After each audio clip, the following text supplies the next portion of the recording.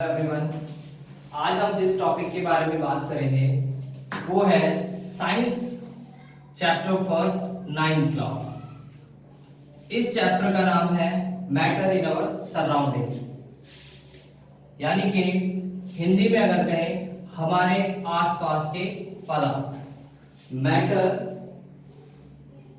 In our surrounding, हमारे आसपास के पदार्थ। फर्स्ट ऑफ ऑल हम बात करेंगे कि व्हाट इज मैटर। मैटर किसे कहते हैं? पदार्थ किसे कहा जाता है?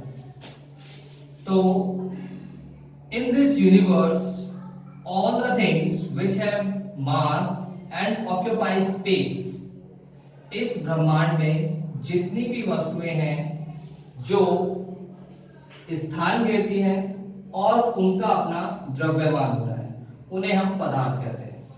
First of all have mass and second occupy space, अपना द्रव्यमान हो साथ ही स्थान घेरती हो।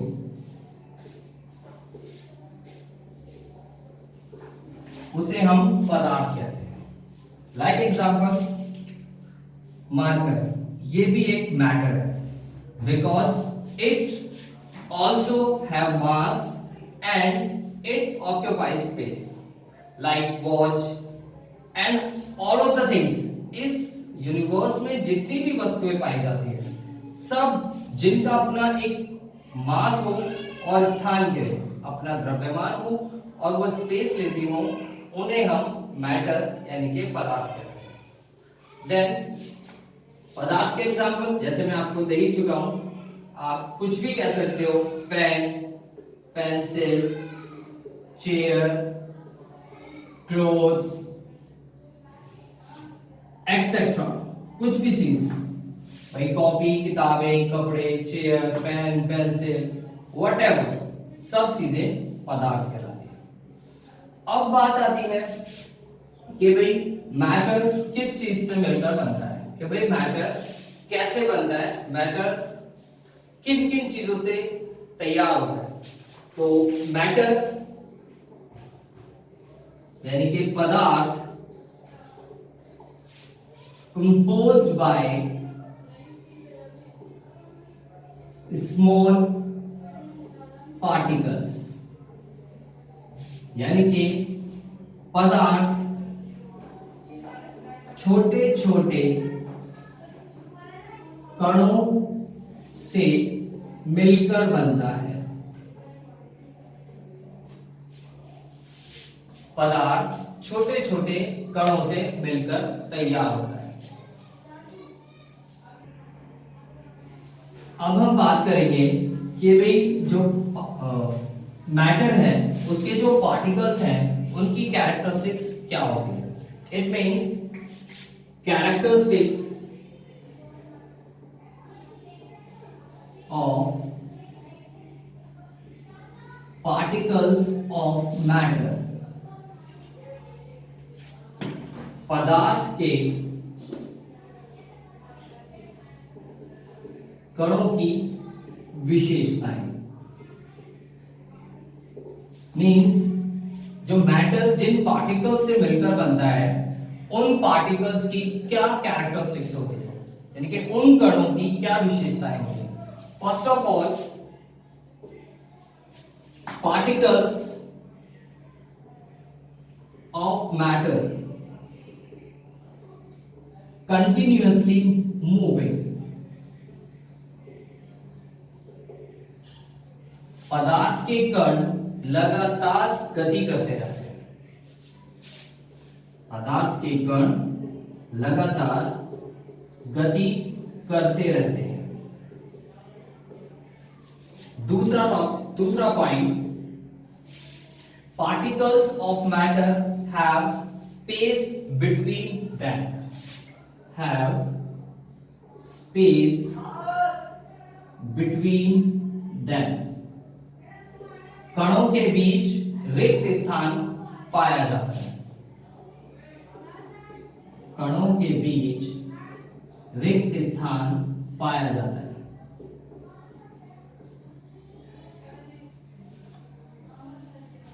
And the third one and last, particles of matter attract to each other.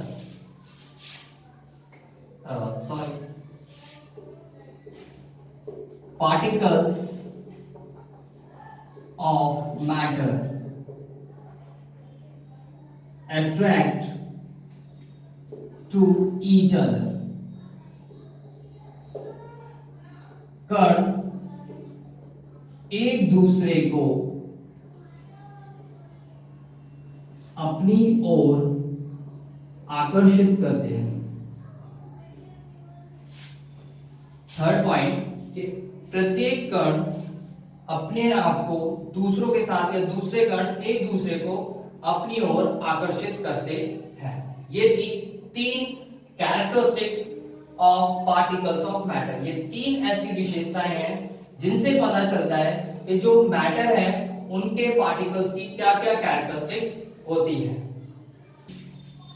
अब हम बात करेंगे स्टेट्स ऑफ मैटर की. स्टेट्स ऑफ मैटर यानी कि पदार्थ की स्टेट्स ऑफ मैटर, पदार्थ की अवस्थाएं.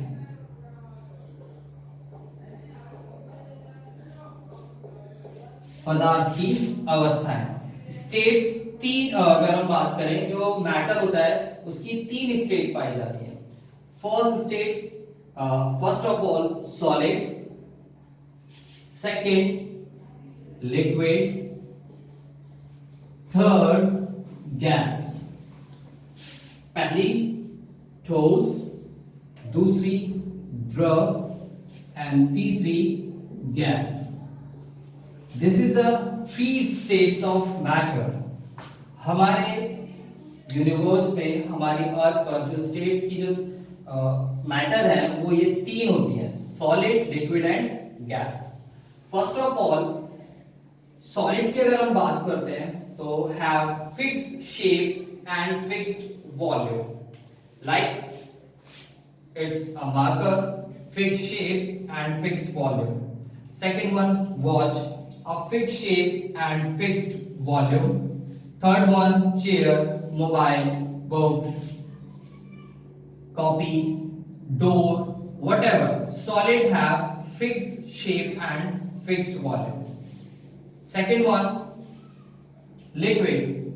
लिक्विड की अगर हम बात करते हैं तो द्रव में अगर हम बात करें, सेकंड चीज जो होता है, liquid have fixed volume but not fixed shape. द्रव के अंदर एक आयतन निश्चित होता है बट उसका जो शेप होती है वो सेम नहीं होती. एग्जाम्पल, बॉटल लीजिए. You have a one bottle and water in it. Then the water shape in a bottle, but when you pour it in a bucket or a bowl or a glass, they become change their shape but volume remain same. कहने का मतलब था कि जो liquid होता है उसका आयतन तो सेम होगा, लेकिन जैसे जैसे हम उसको अलग अलग बर्तनों में डालते चले जाएंगे, पहले बॉटल, बॉटल से कोई छोटी सी कटोरी या ग्लास, व्हाटएवर जिस भी चीज में आप उसको उड़ेलते हैं, पोर करते हैं, वो उसी शेप में आ जाता है. And the third one is gas. Gas की अगर हम बात करते हैं तो guys have neither fixed shape nor fixed volume. Gas का ना तो कोई निश्चित आकार होता है और ना ही निश्चित आयतन होता है. ये था आपका बेसिक पहले पॉइंट्स तीनों स्टेट्स ऑफ मैटर. जैसे कि हमने बात की थी स्टेट्स ऑफ मैटर में सॉलिड, लिक्विड और गैस. और अभी हमने इनके बारे में पढ़ा था। फर्स्ट ऑफ ऑल, जैसे कि मैंने आपको बताया था कि वे solid have fixed shape and fixed volume, यानी कि ठोस का एक निश्चित आकार होता है और निश्चित आयतन होता है। जैसे कि इस पिक्चर में दिखाया गया है कि जो पार्टिकल्स हैं एक दूसरे से क्लोजली बाउंड है, यानी कि एक दूसरे से इस तरीके से चिपके हुए हैं कि भाई ये इस सब्सटेंस को एक फिक्स्ड शेप दिए हुए हैं। उसी तरीके से लिक्विड की अगर हम बात करते हैं तो इसके जो पार्टिकल्स हैं इन कंपैरिजन टू सॉलिड थोड़े फ्री हैं, और इसी वजह से जो लिक्विड होता है उसको हम इजीली कंप्रेस भी कर सकते हैं और उसके पार्टिकल्स मूव करते हैं तो वो किसी भी चीज में चेंज हो जाते हैं। Third one is gas. Gas के जो पार्टिकल्स होते हैं वो एक दूसरे से काफी दूर होते हैं और रैंडमली बहुत तेजी से मूविंग करते रहते हैं, यानी कि gas have a particles which have a very big space between them. In comparison to solid, negligible space. Liquid have a space of particles between them, and gases have enormous space between them, and the particles are move freely. यानी कि gas के कण एक दूसरे से बहुत ज्यादा दूरी पर होते हैं और इधर उधर घूमते रहते हैं।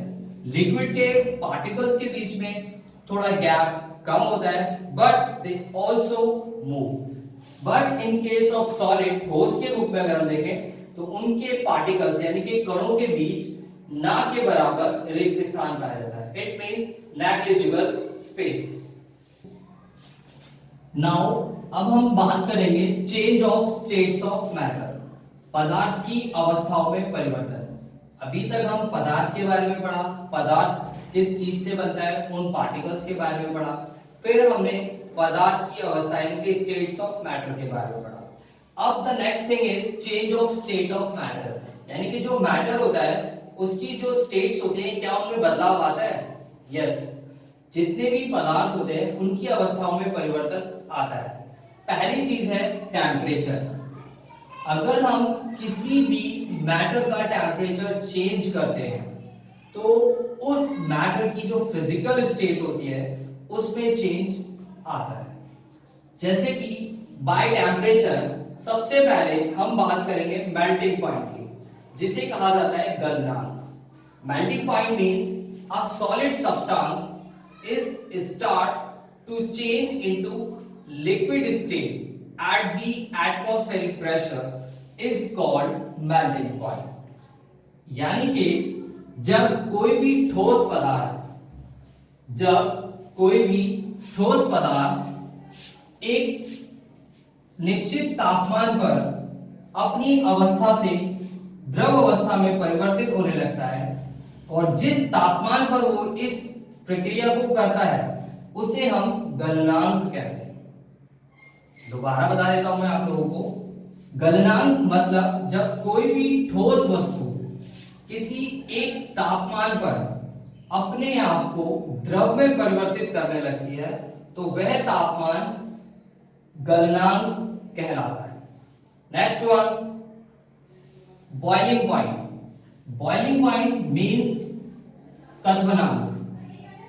क्वथनांक मतलब या boiling point, the liquid start to boil and change into vapor phase at the atmospheric pressure। जब कोई भी द्रव पदार्थ किसी भी एक निश्चित तापमान पर आने के बाद भाप में परिवर्तित होने लगता है वह आपका बॉइलिंग पॉइंट और क्वथनांक कहलाता है। एक चीज मेल्टिंग पॉइंट की अगर हम बात करते हैं तो मेल्टिंग पॉइंट में सबसे पहले जो वाटर होता है उसका जो फ्रीजिंग पॉइंट है वो है 273.16 केल्विन। यानी कि जो वाटर है वो 273.16 केल्विन पर बर्फ में कन्वर्ट हो जाता है। 273 इट मींस 0 डिग्री सेल्सियस, जिस पर वो एकदम सॉलिड स्टेट में हो जाता है। और जैसे जैसे ये टेम्परेचर इंक्रीज होगा जो सॉलिड स्टेट में वाटर था वो धीरे धीरे चेंज हो जाएगा। उसी तरीके से बॉइलिंग पॉइंट की अगर हम बात करते हैं क्वथनांक की, तो जैसे जैसे हम किसी भी ठोस यानी कि सॉलिड सब्सटेंस से लिक्विड और लिक्विड का टेम्परेचर हम चेंज करेंगे तो वो धीरे धीरे वेपर फेस यानी कि वाष्प में परिवर्तित हो जाता है। ये थे आपके 2 पॉइंट्स जिससे किसी भी पदार्थ की अवस्था में परिवर्तन को लाया जा सकता है। ठीक है, ये चीज। अब हम जिस टॉपिक के बारे में बात करेंगे वो टॉपिक है हमारा इवेपोरेशन। इवेपोरेशन मींस वाष्पीकरण। इवेपोरेशन, इवेपोरेशन वाष्पीकरण। वाष्पीकरण की अगर हम बात करते हैं इवेपोरेशन की, the phenomena in which a liquid substance change into vapour phase before it's boiling point is called evaporation. वाष्पीकरण की अगर हम बात करते हैं तो इसका मतलब है कि जब कोई भी द्रव पदार्थ बिना अपने क्वथनांक पर आए वाष्प में परिवर्तित होने लगता है तो उसे हम वाष्पीकरण और इवेपोरेशन कहते हैं। Then the next one is, अगर हम बात करते हैं फैक्टर अफेक्टिंग ऑफ इवेपोरेशन।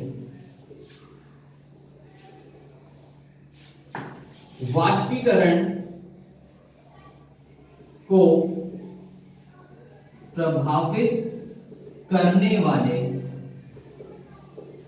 कारक, वाष्पीकरण को प्रभावित करने वाले कारक, जिसमें सबसे पहला होता है आपका इंक्रीज सरफेस एरिया। सतह क्षेत्र बढ़ने पर क्या फर्क आता है? Second one,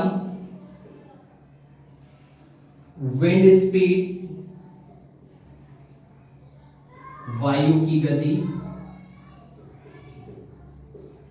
third one, humidity, आर्द्रता। और fourth one, increase in temperature, तापमान में वृद्धि।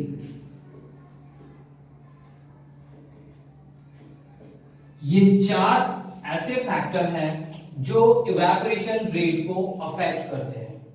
ये 4 वो मेन तथ्य या मेन पॉइंट्स कह लीजिए जिनके कारण वाष्पीकरण प्रभावित होता है। इंक्रीज सरफेस एरिया, सतह क्षेत्र बढ़ने पर, विंड स्पीड, वायु की गति बढ़ने पर, ह्यूमिडिटी, आर्द्रता बढ़ने पर, and the fourth one is increase in temperature, और टेम्परेचर के घटने या बढ़ने पर। ये था आपका इस चैप्टर से रिलेटेड क्वेरीज। अब किसी भी स्टूडेंट को इस चैप्टर से रिलेटेड कोई भी प्रॉब्लम हो तो प्लीज मुझे कमेंट बॉक्स में लिखकर जरूर बताएं, और ये वीडियो कैसी लगी उसको भी कमेंट बॉक्स में लिखकर मुझे क्लियर करें। साथ ही मेरे इस चैनल को सब्सक्राइब करना ना भूलें, और साथ ही बेल आइकन दबाकर मेरी आने वाली वीडियो के नोटिफिकेशन के बारे में भी जानकारी लेते रहें। Thank you.